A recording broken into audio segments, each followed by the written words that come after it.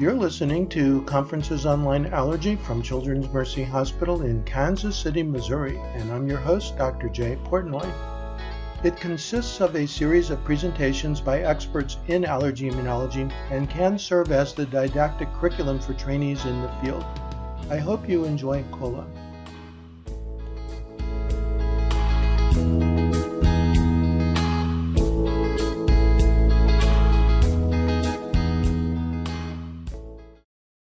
So good morning, everybody. This is our second presentation on conferences online and allergy.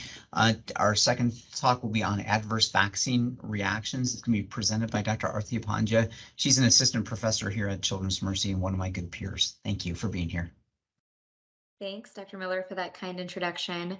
And hi, everybody. We're going to be talking about the spectrum of adverse vaccine reactions today on August 15th.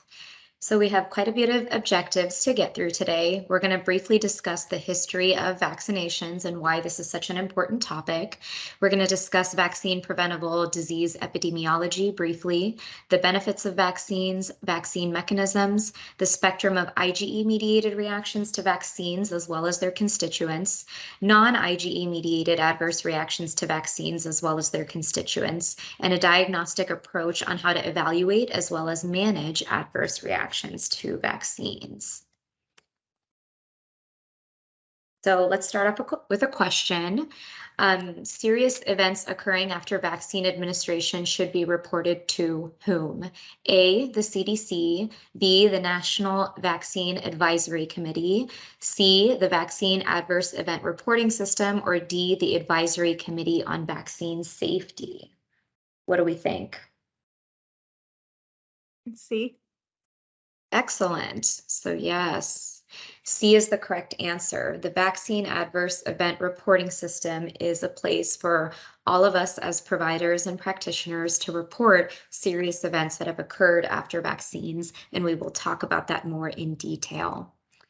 So the history and the concept of vaccination.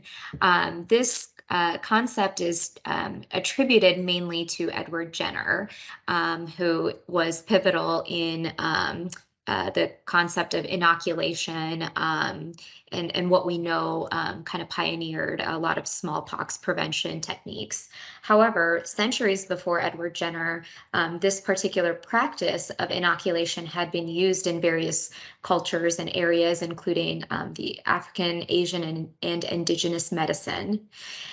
Particularly with the actual conception of the concept of vaccination. This actually came from an individual named Onesimus, who was a slave that was present a century before Edward Jenner, and introduced this concept to New England Puritan minister Cotton Mather with the concept of variolation.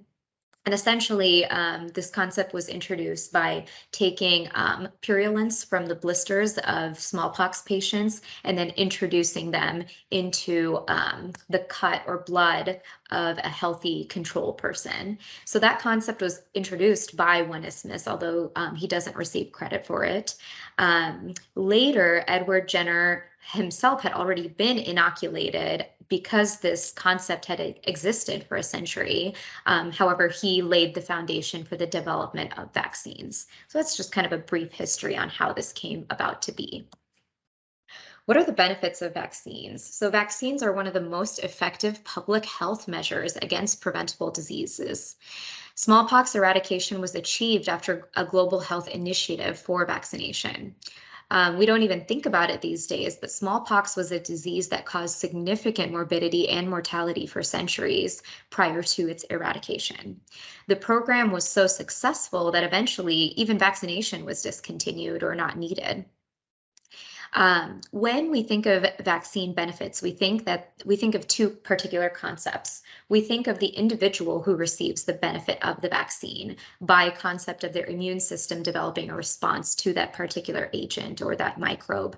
Secondly, we think of indirect benefits to unvaccinated individuals, or the concept of herd immunity, whereby vaccination with enough individuals in a population for a particular agent or microbe reduces the incidence and prevalence of a particular infectious disease.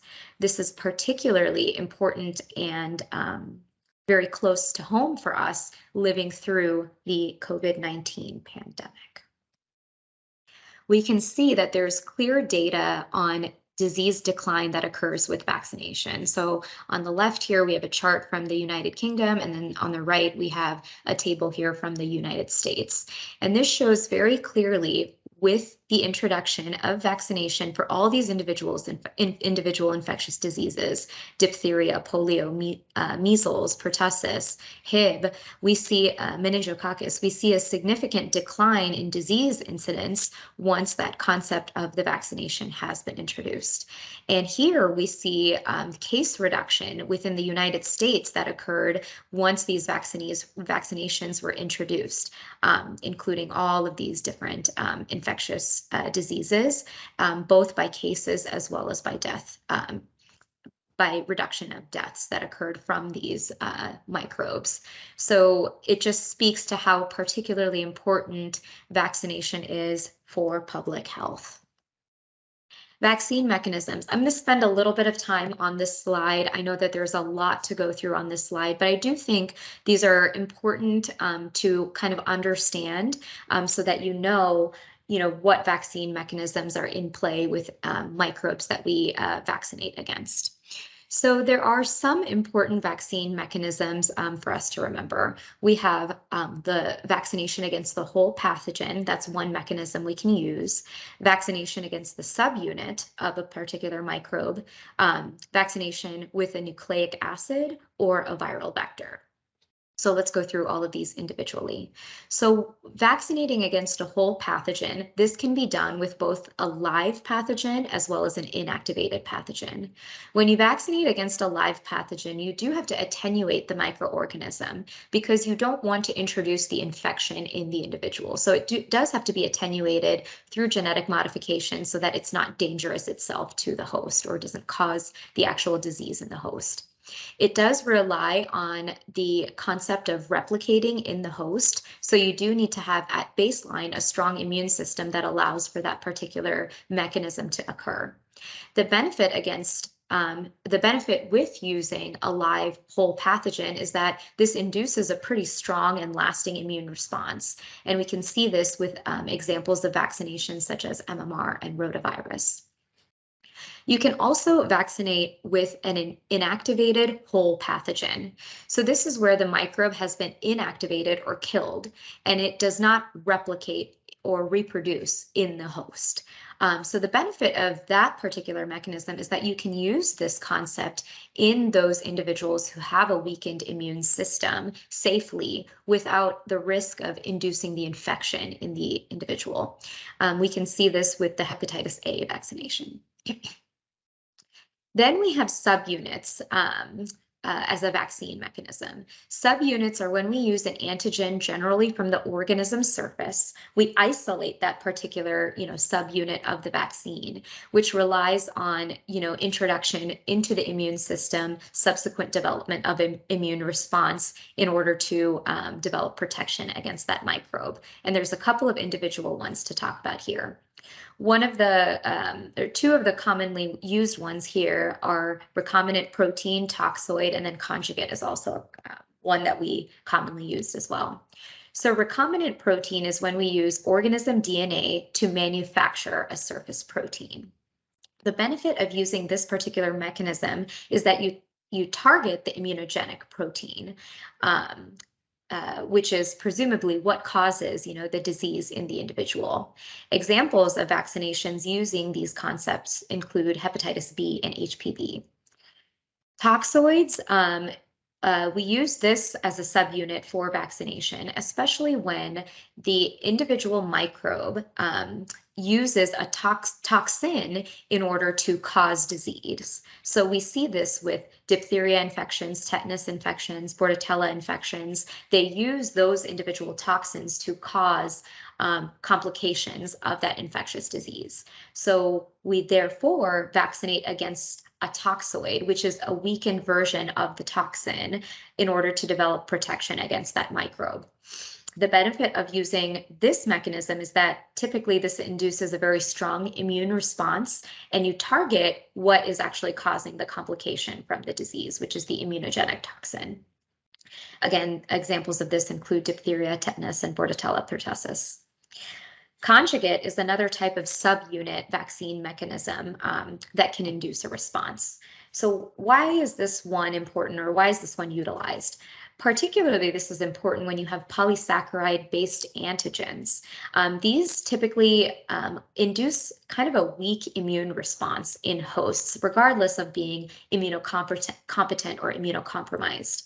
So how do we strengthen the immune response? We attach some type of immunogen with that antigen of that microbe complex together in order to induce a stronger immune response to that agent. So that's the benefit, the strengthened immune response to a naturally weaker antigen, but still an antigen that can cause a disease in the individual.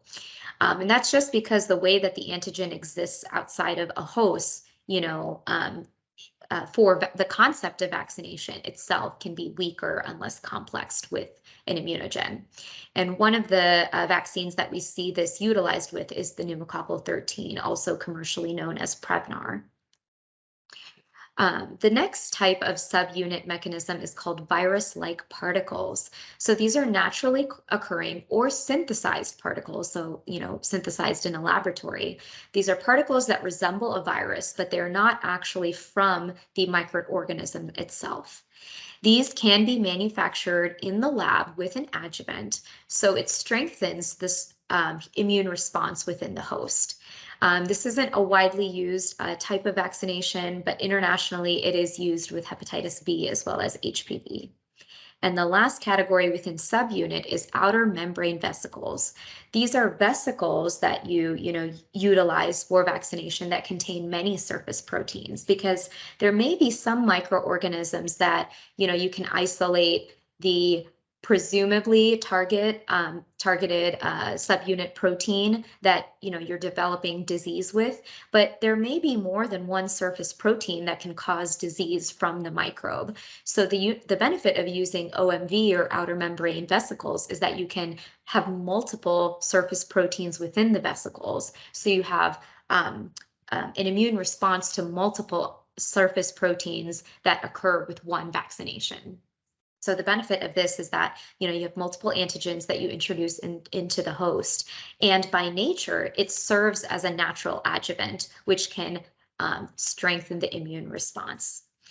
These are in development with things like meningitis, Neisseria meningitidis, excuse me. All right, nucleic acid. This is one that became very, very important within the COVID-19 pandemic.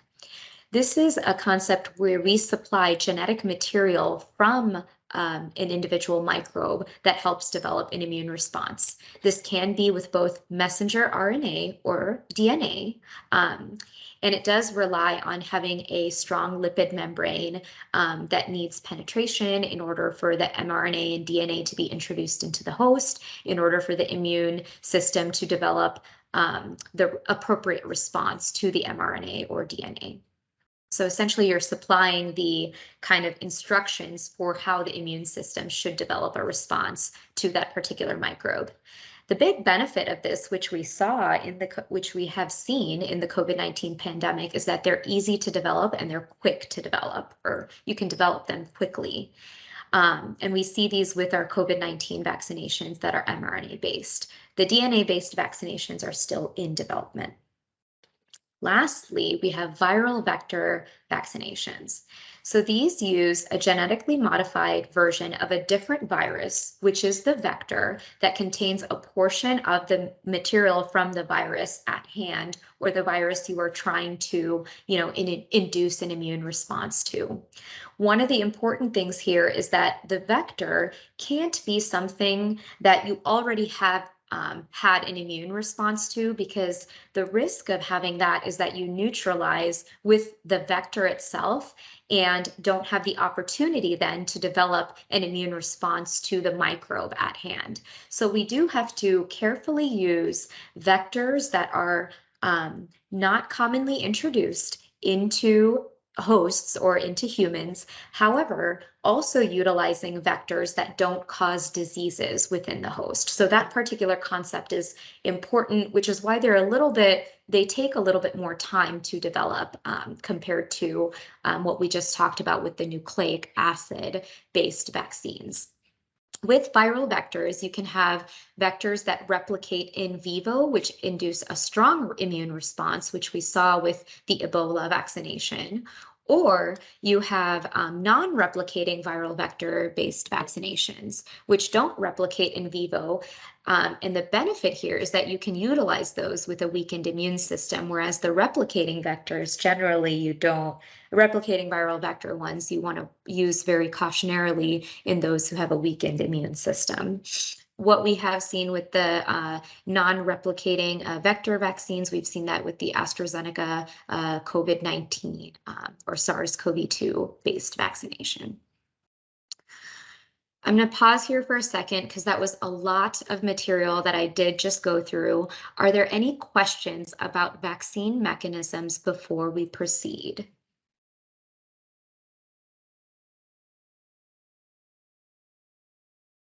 Okay, so if any questions do come up, please put them in the chat. I am going to try and have the chat open here while I go through the talk, but we will move on to the next concept.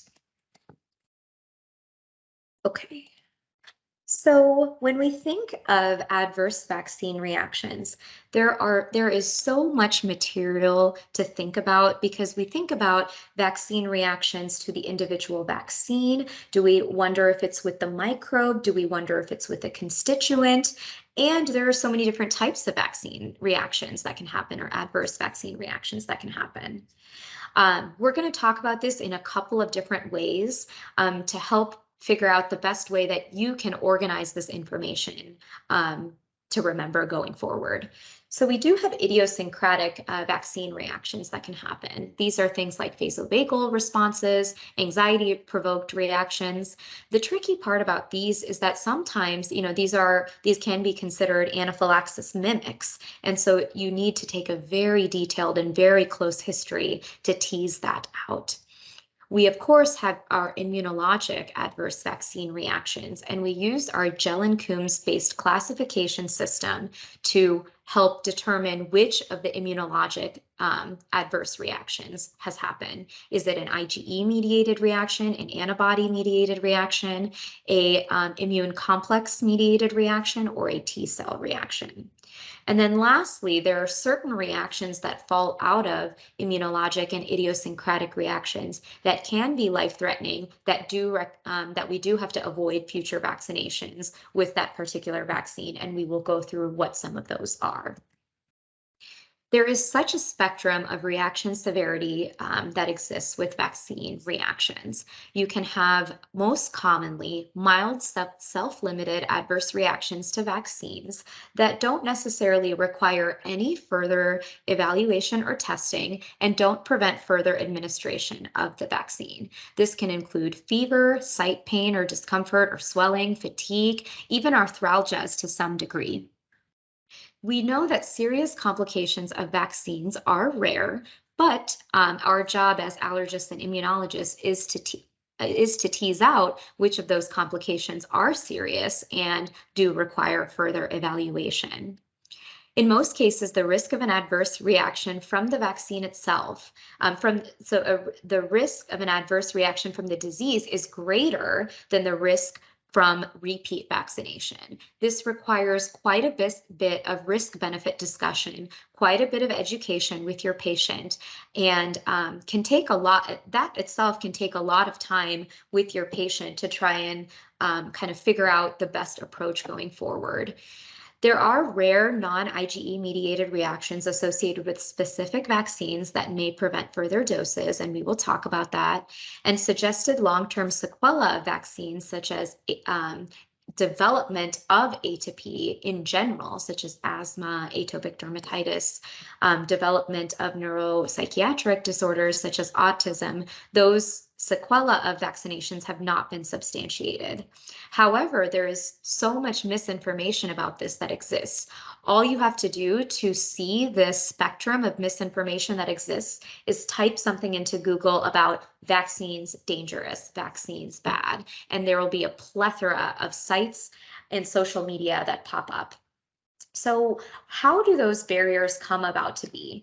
Firstly, there's, of course, misinformation that gets disseminated to the public.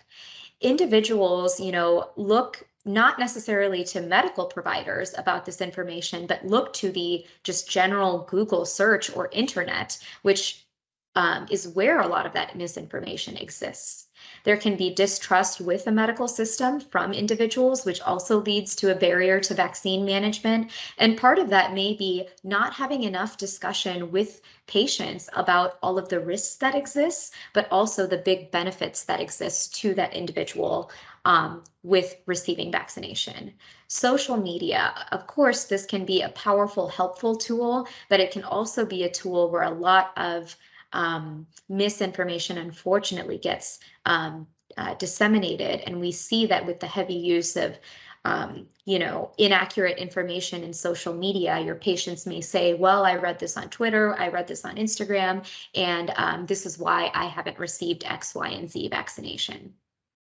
We also see now that celebrities come out with big vaccine opinions, and it is not unheard of and not unfathomable to believe that individuals may follow advice or may make their own determinations about their health based on the opinion of a celebrity. So that itself can lead to a barrier in vaccine management and evaluation.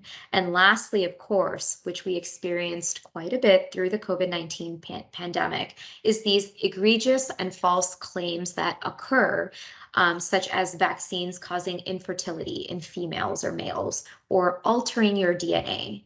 All of these have led to vaccine mistrust, which can be a barrier to management of vaccines, which in turn can be a barrier to potentially receiving vaccines, safely in individuals who need them.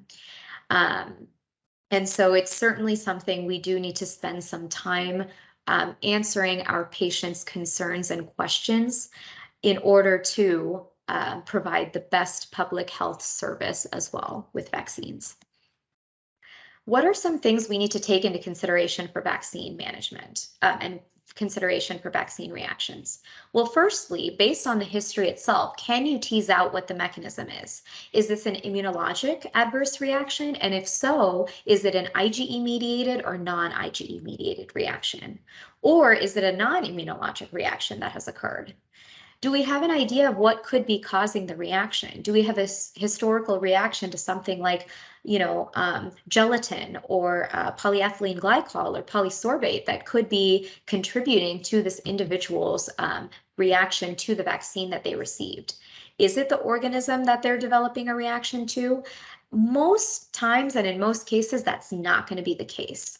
And in most situations, it's going to be a constituent or additive or preservative within the vaccine. Is re-administration of this vaccine needed, or have they finished the vaccine course, or do they have appropriate titers such that you don't need to do that in a situation where the risk of the vaccine re-administration is too high? Does the vaccine reaction prevent further administrations? Does the risk of the reaction outweigh the health benefit to the individual as well as the public? Of course, that is something that we faced quite a bit through our pandemic.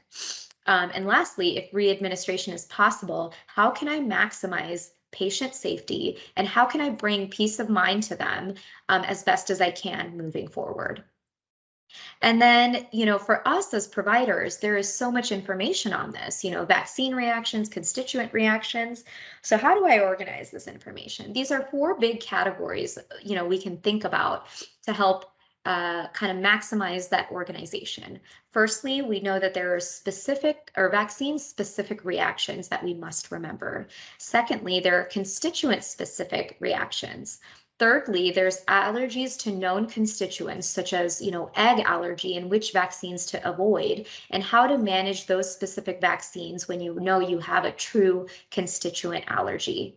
And lastly, is this an immediate or delayed reaction? And then a sequela of that, was this a life-threatening reaction or was this a benign reaction? Reactions that do not need further evaluation include the following: fever alone when it doesn't occur in conjunction with other symptoms, such as true joint swelling, fever, urticaria, angioedema, things like that. Fatigue, local reactions, even including local urticaria or contact dermatitis, anxiety, vasovagal reactions. These do not require further evaluation. However, we do need to make sure we take a really good and detailed history to ensure that we did not have an anaphylaxis mimic or something mimicking anaphylaxis that occurred. As we mentioned in the review question at the beginning, all serious adverse reactions do need to be reported to VAERS, the Vaccine Adverse Reporting System. This is an awesome website, and if you haven't visited it, I do encourage you to. Firstly, anyone as a provider can report such reactions with this tab that says Report an Adverse Event. Secondly, if you need data on, well, what is the frequency of, myocarditis that has occurred with COVID-19 vaccinations, there's a search engine that you can use and pool data from the VAERS system. So it is a really awesome and helpful system that I myself have utilized for serious vaccine reactions. Generally, when we look to guidance on management of vaccine reactions, us as allergists and immunologists largely look to the practice parameters that are published from the Quad AI as well as the College AI, as well as some other major societies. This report was last updated in 2012. It is the principal guideline that we use for vaccine reaction evaluation. You will see that a lot of the consensus statements and summary statements in this particular report are focused on egg allergy and influenza vaccines because this was a really hot topic at the time that this report was published. And we will talk about that definitely a little bit further. When we think of IgE-mediated reactions to vaccines, I think as allergists, we're pretty, comfortable with determining if one has happened by teasing out within the history the signs and symptoms that occurred after the vaccine was administered. However, some other portions in the history that can help further delineate that is firstly timing. So generally, if you have a true anaphylactic reaction that happened with a vaccine, it's going to happen largely within 30 minutes of vaccine administration.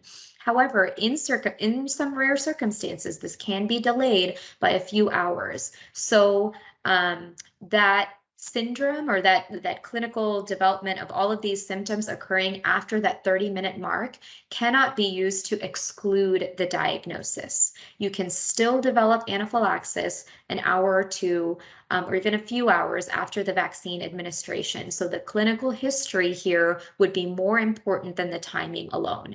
However, the timing can be helpful if we're talking about a delay of 24 hours or such after the vaccine was administered. We do know that anaphylaxis, the incidence of this with vaccines, the incidence of it is between 0.3 to 2.1 per million vaccine doses per the last VAERS report.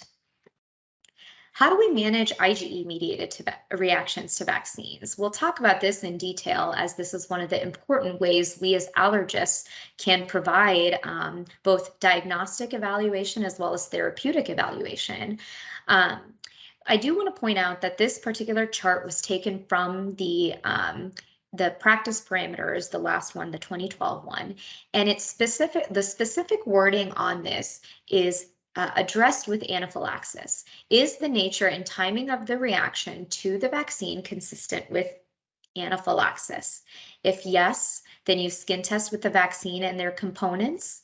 And then you kind of manage here going forward within the chart. And if it's not consistent with anaphylaxis, and there is not a serious otherwise contraindication, such as encephalopathy after Bordetella pertussis vaccine administration, then you can proceed with administration of the vaccine. I do want to point out that some individuals may experience cutaneous-only reactions, such as urticaria alone or angioedema alone. And sometimes the timing of this can be muddled, meaning it can be, 8 to 9 hours after the vaccine. So whether or not this is IgE mediated, you presume that if it's within a certain time window, it's more likely to be IgE mediated, and outside of that time window, the likelihood of an IgE mediated reaction drops. However, if it's within that time window and if it's a cutaneous only reaction, there does need to be further discussion that happens kind of on a large scale basis, as well as with your patient, to figure out what is the best approach going forward. Generally, the testing for IgE-mediated reactions to vaccines is very similar, and it relies on the principle of doing a skin prick test to the full strength of the vaccine, followed by an intradermal test to a 1 to 100 dilution of the vaccine. This, of course, is done with concern for any constituents for the vaccine reaction. Generally, if the skin prick test is positive, then you move to administering the vaccine in graded doses, which I'll talk about here. If the skin testing is negative and the intradermal testing is positive, again, we go to graded doses with administration of the vaccine. And if both tests are negative, you have the ability to administer the vaccine in its full strength without dividing it in doses. I do want to point out that this particular protocol does come from the practice parameters. There's only one dilution that we do, which is a 1 to 10 dilution of the full strength vaccination. And then that's followed by administration of the remainder of the remaining volumes that are listed here of the vaccine. There are some protocols or institution where the initial dose of this graded dose procedure being at 1 to 100. So that would be a 6-step protocol. However, I will say in my personal practice, I do not generally do that. Even for more severe reactions, I tend to, once this part is done and say presumably they're positive, I tend to just start with the 1 to 100. But just know that if there is provider or patient concern, you can create a 1 to 100 dilution. Is this a challenge, or is this a desensitization, or is it a little bit of both? That's a great question, and I don't think we know fully the answer to that. When we do a challenge, we are doing a diagnostic procedure to see if that individual can receive that vaccine in the future as is, which is not necessarily what this is following. However, desensitizations rely on the concept of starting at 1 to 10,000th of the target dose of a particular agent and then slowly building up by doubling that particular doubling from that particular point. So as we can see, that this here does not utilize that. So it kind of sits on the border of doing both, but it is a very useful therapeutic intervention for IgE mediated reactions that allow for receiving the vaccine in the individual, which leads to benefit again in the individual and for public health measures. Say, for instance, there is a situation where you've had a risk-benefit discussion with the patient, and there's quite a bit of hesitancy from the patient's end, despite your best counseling efforts. One thing you can do is, get a protective level of an IgE antibody to, the microbe that you're concerned about, and see if it's at a protective level. Perhaps by obtaining these levels, it can lead to further decisions with your patient on whether, you do proceed forward with receiving the vaccination or not. But a lot of this requires informed decision-making, a lot of risk-benefit discussion. There has been an updated article by Dr. Kelso in the Annals that was published, I believe, either this year or last year, which is update to the practice parameters and a couple of key points for us to talk about. So firstly, he addresses a couple of different constituents on here and how to proceed forward with that. Largely what this article says is that if you have an immediate type reaction to egg or gelatin, test for the constituents and see how you need to proceed with that particular vaccine. If there's a delayed type reaction to any constituent, neomycin and thimerosal, which are known agents to cause contact dermatitis, you do not need to avoid receiving the vaccine. You don't need any avoidance in the future. You can administer the vaccine in the usual manner. And immediate type reactions at baseline to milk yeast or latex, you do not need further evaluation in these individuals.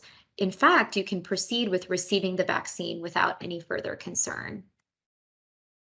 One point I wanted to make here, he makes a point here about with egg allergy and influenza vaccines, that risk is so low that even on the sheets that screen for reactions to vaccine, he even advocates for the question about egg allergy when having a consent form filled out with influenza vaccine to actually be removed, because it doesn't provide any further safety measures to those individuals who need to receive influenza vaccine. Okay, and so then he further delineates how to manage if you have an immediate reaction with tingling, flushing, palpitations, sensation of throat closure, so just largely subjective symptoms. He advocates here for just giving the second dose in the usual manner, but monitoring them for a little bit longer. However, if there's immediate reactions with observable concerning signs for an IgE-mediated reaction, such as bronchospasm, urticaria, then to skin test with the suspect vaccine and then manage, as we talked about in some of the previous slides. Or if there's a delayed reaction, such as late onset urticaria or arm swelling, then not needing any further avoidance and going ahead and proceeding with receiving the subsequent doses in the usual manner. So that question where I was talking about that needs further discussion, he kind of addresses that a little bit in this article, which definitely can be helpful for further vaccination management. So I will definitely spend some time talking about gelatin and egg, as we now know that those are the important constituents to evaluate for. I will briefly touch on latex, yeast, and milk. However, we saw in the previous article here that these are now less important in terms of further evaluation for vaccine reaction or IgE-mediated reactions to vaccines. So with gelatin is a stabilizer that is present in vaccines. We can see here listed from the chart, from the practice parameters, multiple different vaccines, their gelatin content, and in a situation where you don't want to mess with doing further gelatin testing or even mess with receiving a vaccination that has gelatin content, some alternatives that exist out there. So we know that gelatin can be porcine or bovine. It is a stabilizer. History of allergy to gelatin should be obtained before vaccination in these vaccines that do contain the gelatin. However, a negative history to allergy to gelatin when ingested may not exclude a reaction happening receiving it via injection, and presumably that accounts for different routes of exposure. And that same principle applies to if you have an IgE antibody to reactions and you have immediate type reactions to a gelatin containing vaccine. Again, this point is just emphasizing that not having a reaction to gelatin ingested orally does not rule out that you could have a reaction to a gelatin containing vaccine. There is some association between gelatin allergy and HLA-DR9, particularly in Asians, which suggests a genetic susceptibility to gelatin allergy. You know that if there is a true gelatin allergy, you test for the constituent, the gelatin itself. There's IgE mediated, or there's IgE assays for that. And then if you have a true gelatin allergy, you go forward with testing for the vaccination itself and then deciding whether, to receive it in full or with graded doses, as one of the previous slides addressed. So as I mentioned with egg, there's been concerns as eggs have been utilized to grow, vaccines in. So there's been this concern about MMR vaccines and influenza vaccines. Essentially, MMR vaccines, do not contain significant amount of egg protein. They're just utilized with chick embryo fibroblasts to grow the microorganisms of measles and mumps. And then, we've seen time and time again of studies showing that influenza vaccine testing is not needed, even in our severe egg allergy patients, because of the minimal to negligible amount of egg protein within the influenza vaccines. Yellow fever, however, is one that does require, so if you have an allergy, a true allergy to egg, and you do need to receive the yellow fever vaccine, there is enough micrograms of egg protein within that vaccine that it requires further evaluation with vaccine testing, as we isolated in an earlier slide, or outlined, I should say, in an earlier slide. Yeast. So yeast exists in the HPV and HBV vaccine, hepatitis B and the HPV vaccine. The final products of these vaccines contain very little yeast protein, and there are some of these other vaccines such as cholera, HPV, like I mentioned, pneumococcal conjugate, oral typhoid, that may contain residual amounts of yeast protein. However, as we saw in the previous slide, a true yeast allergy does not require further vaccine testing. You can administer them as per usual in those individuals. This is also true of milk allergy. We know that there's minuscule amounts of milk protein within certain vaccines, such as cholera, tetanus, pneumococcal conjugate, typhoid, and even some Hib and meningococcal preparations of the vaccines. Again, there is a recommendation to have a little bit of a longer post-injection observation. So generally that's 15 minutes, but we recommend like 30 to 60 minutes if that milk allergy is present and they're receiving one of these vaccines. However, you don't need further vaccine testing for these individuals. And then lastly, antimicrobials such as neomycin, polymyxin, and streptomycin. There's no specific reports out there that these cause vaccine-induced anaphylaxis. So patients who have experienced anaphylactic reactions to these antibiotics shouldn't however, I should say, contradictory to that statement, they shouldn't receive vaccines containing them without some, at least, evaluation and discussion with the patients. Delayed non-IgE mediated reactions. Largely, we see this with contact hypersensitivity, which is not a reason to avoid vaccines in the future. We see this with neomycin, with thimerosal. Even if your patch tests positive to thimerosal, you do not need to avoid this going forward with receiving thimerosal containing vaccinations. Aluminum is known to cause persistent nodules, but again, this is more of a cosmetic issue. It's not a life-threatening issue for patients. And then again, antimicrobials can also cause contact dermatitis, not a reason to avoid them if there is exclusion of a true anaphylaxis reaction that happened. Febrile seizures has been seen in the vaccine safety data link and found an association between influenza and febrile seizures with 12.5 per 100,000 doses, especially when administered simultaneously with the Prevnar or the PCV13 vaccine. Delayed fevers can also occur with the MMR vaccines 7 to 12 days after administration in as many as 15% of recipients. There is an increased risk of febrile seizures with 4 per 10,000 vaccinated children. And this risk increases when given in combination. So, if that risk is there at baseline with your patient, one measure you can take is separating out the vaccines, MMR from Varicella, influenza from Prevnar, to reduce that particular risk.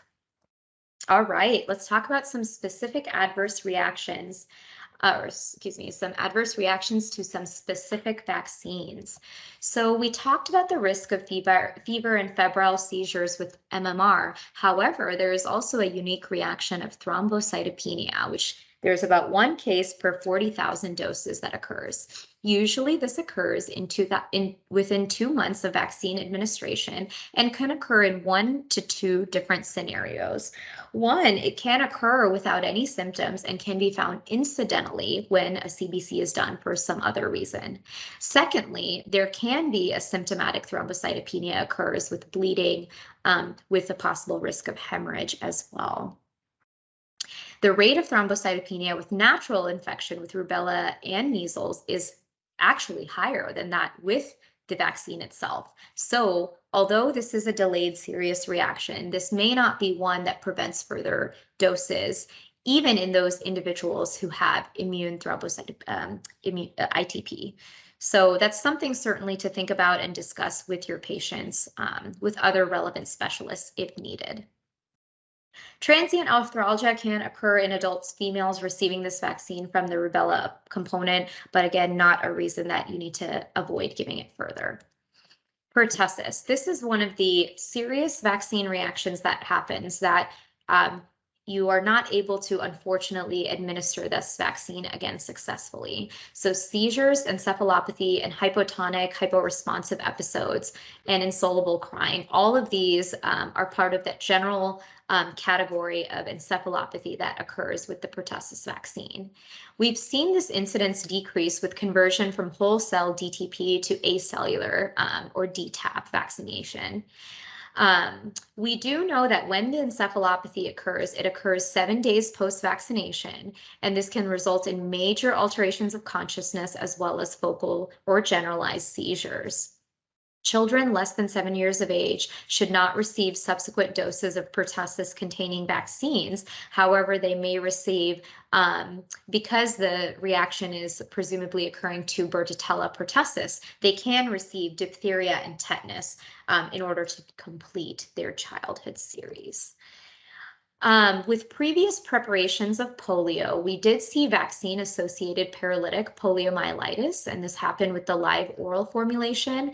However, when converted to the inactivated formulation, no further cases within the US have been seen. We know that rotavirus has been linked with intussusception with a previous formulation. This was seen in 1998 within the first several months of a widespread dissemination or widespread use of the previous rotavirus formulation. This vaccine was subsequently taken off the market, and then 2 new live oral rotavirus vaccine formulations were licensed and recommended in 2006 and 2008.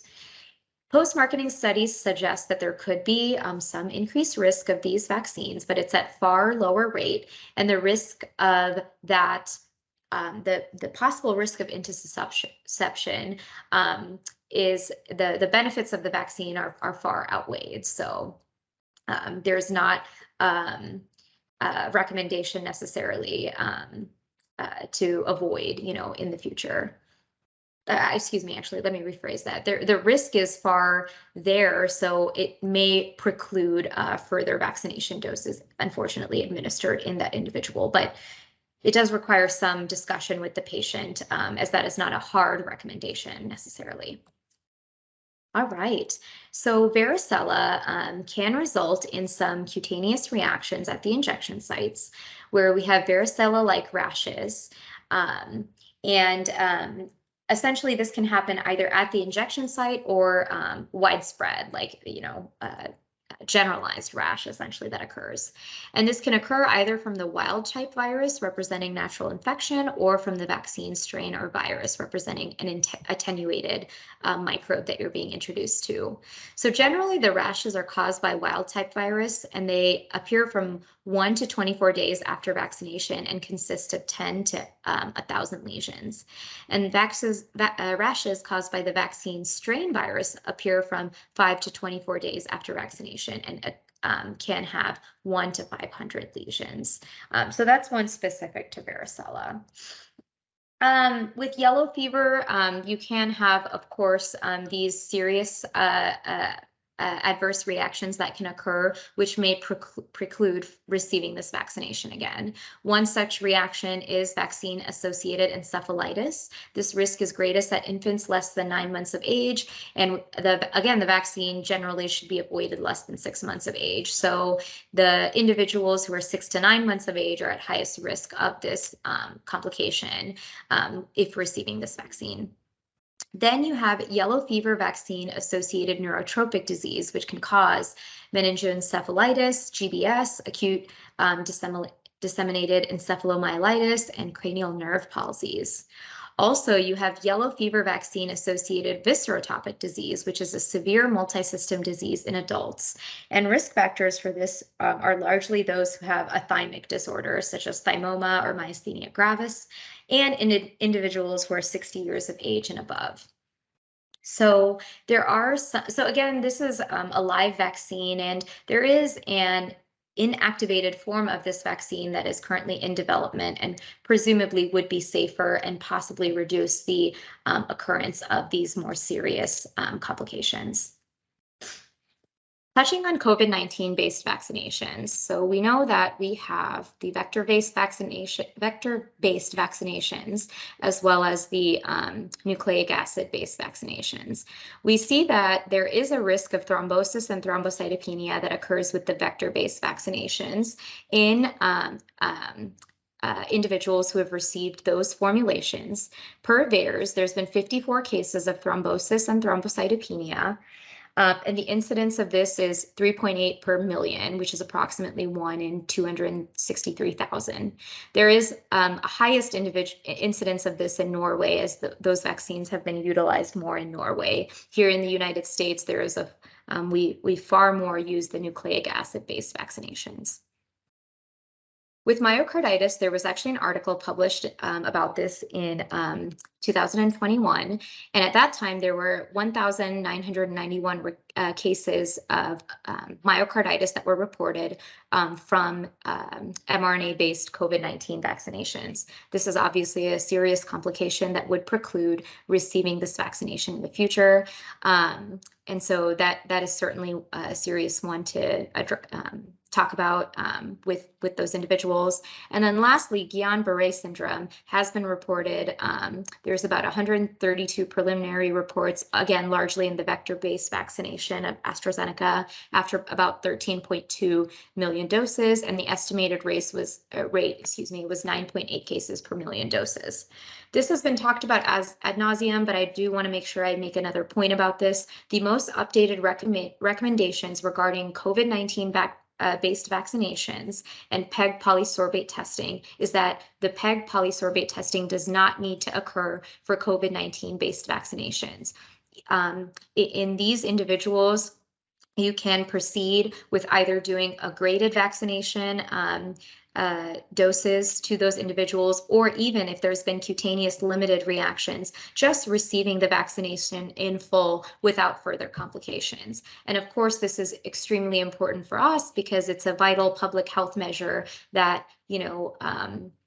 has helped improve the state of the pandemic. There are a couple of unique considerations to take into account for those individuals on supplemental immunoglobulin products.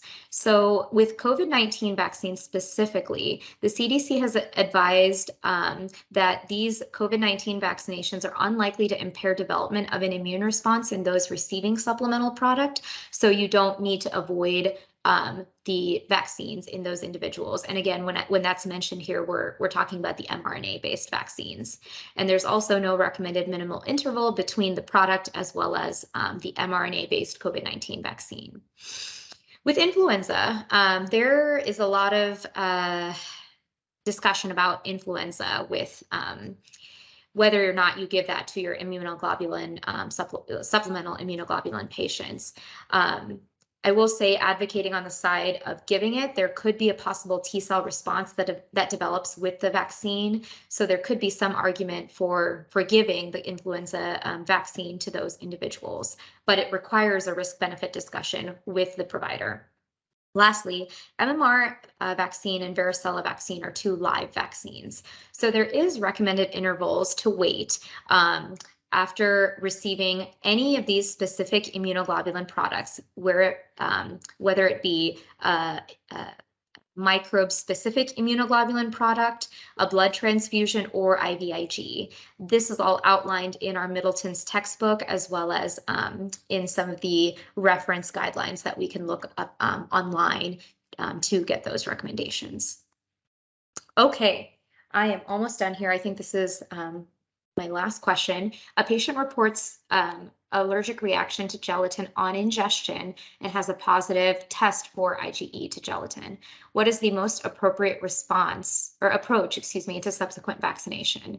Do you avoid all gelatin-containing vaccines, skin tests to the gelatin-containing vaccines? If positive, administer in graded doses, or if it's positive, do you avoid the vaccine, or do you skin test to all vaccines before administrations? What do you think is the correct answer here? We can label this A, B, C, and D. I think B, as in boy. Excellent, very good. The recommendation here. So here we have a clear history of a true gelatin allergy demonstrated confirmed also by specific IgE testing. So in these individuals, you skin test to those individual gelatin-containing vaccines. These are some also helpful resources for vaccine constituents that you can look up. In summary, vaccines are a vital public health measure in preventing life-threatening diseases from these microbes. Most vaccines are safe and reactions to vaccines are rare. Mild reactions may not limit further administration of those vaccines. There are some non-IgE mediated reactions to vaccines that can be true contraindications for future vaccine administration. And lastly, even in the case of those who have IgE-mediated reactions to a vaccine with positive skin testing, you can safely administer the vaccine in graded doses. All right, I hope I didn't go over too much. Here are my references. What questions does everyone have, if any?